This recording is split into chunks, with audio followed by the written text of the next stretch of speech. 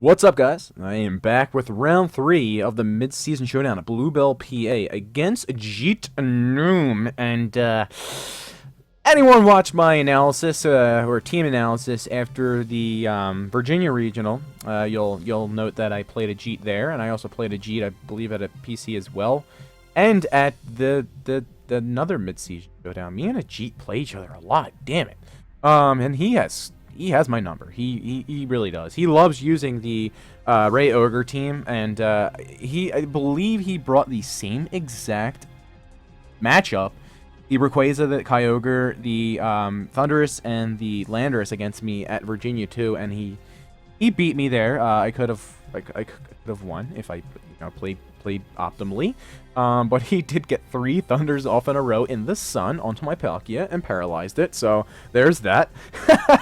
So I was like, oh, here's some revenge right here. Let me get some revenge on him. And when you're watching this video, this is a long one, so get yourself prepared. And yeah, look at my team that I brought. I was like, you know what, YOLO. I don't even care anymore at this point. I'm 1-1. I'm playing a G. He's probably going to beat me.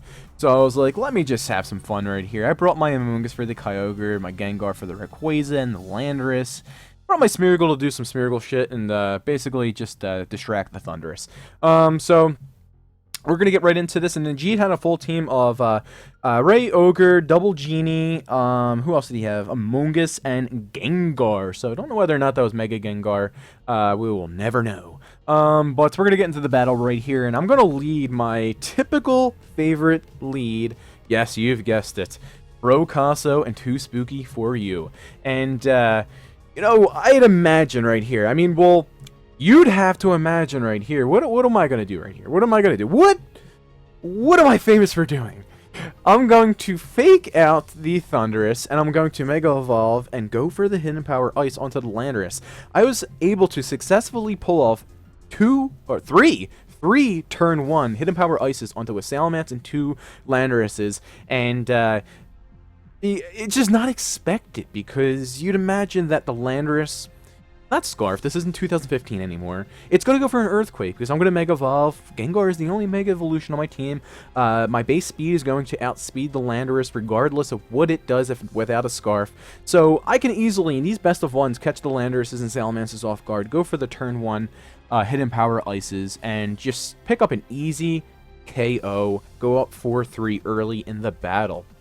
So that's pretty much my game plan right here, and I do go for the Fake Out onto the Thundurus, break any potential Focus Sashes that the Thundurus may have in this format, which many of them do unless they have a Citrus Berry, and I break the Focus Sash, and as well as, I don't let them get a taunt off turn 1 against my Smeargle, and then the following turn I can Spiky Shield, and then basically stall their taunts out. And it's exactly what I believe I do in this battle, and I do get a first turn Hidden Power Ice. He was like, oh, I was not expecting that.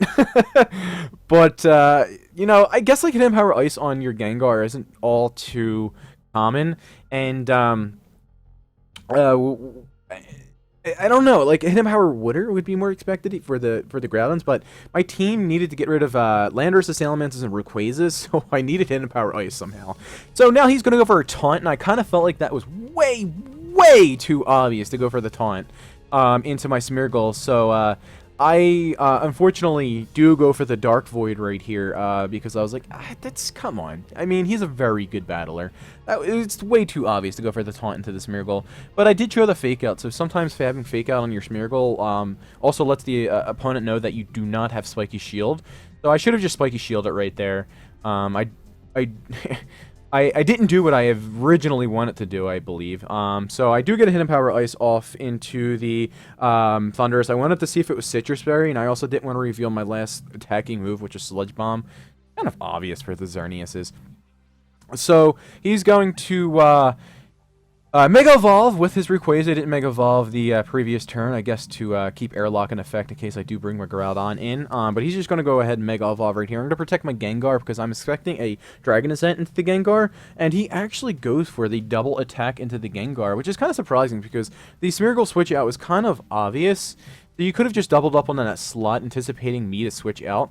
So he just doubles up on a Gengar. I didn't understand that play. I didn't want my Gengar to get paralyzed because he probably would want to do that. considering the fact that my Gengar would outspeed the Rayquaza. So he's just going to go for the T-Wave onto the Gengar. I'm going to put my Amoonguss in here. It's not going to affect the Amoonguss too bad, unless I do get fully parried. And then he's just going to go for a Draco Meteor into my Landorus, which I actually wasn't expecting. And I was like, damn, that KO'd. That is a Life Orbed, and it is Life Orbed. He's going to reduce his special attack, but he still has full power Dragon Ascent. So I was expecting a Protect right here, because then obviously I could just go for the, I guess, like the Hidden Power Ice, even though it wouldn't have KO'd. He's going to go for a Taunt into the Amoonguss right there, and I believe what I was trying to do right there, I was trying to go for a Protect with my Amoonguss, because I was expecting a Taunt into the Amoonguss, and I wanted to go for a Sludge Bomb into the Thundurus to potentially take it out, and I do with a Poison, fortunately enough. So it's a 3v2 right now. He's at -2 with his special attack. He still has full-powered Dragon Ascents left. It's one thing to consider right there. And he's going to bring in his Torrential Downpour Kyogre right here, and this is where things get a bit tricky. We got to get into some mind games right here, because I can easily go for a 4x super effective Hidden Power Ice onto his Rayquaza, in which I believe I actually do. And what it should have done right there was protect my Amoonguss, anticipating a Dragon Ascent into the Amoonguss, because Dragon Ascent would have did a lot of damage, potentially taking out my Amoonguss, but he probably went for the Extreme Speed, anticipating a Hidden Power Ice into his Rayquaza, which I actually do, and he probably went for the Extreme Speed, number 1, to get some damage onto the Amoonguss. Number 2, to not reduce his defenses, which didn't matter at that point, because I EV'd my Gengar to take the Rayquaza out without even reducing its speed. And this kind of screwed me, having a Eject button on my Amoonguss and not protecting my Amoonguss, because if I would have got the Protect off, my Gengar would have went down there, and I would have had my Brocasso in here with the Focus Sash intact. And it would have been looking pretty good. It would have been looking pretty good. I do get some Regenerator health right there, which doesn't really matter. He's going to protect the Fake Out away, which is, good on his part. And this is where I kind of screw up right here, because I go for the Fake Out. I go for the Spiky Shield right there, and I can't protect the next turn. And I felt like an Origin Pulse or a Water Spout was, too obvious, and I don't know why he would go for that, because I could just go for the Spore. I don't understand that play at all. But I asked him, I was like, why did you do that? And he said that I needed to get rid of the Smeargle, because I could have easily put him to sleep. So really, for me to win this match, all I had to do was use a Wide Guard against the Origin Pulse. I wouldn't have had my Smeargle go down. I wouldn't have had that damage onto my Amoonguss.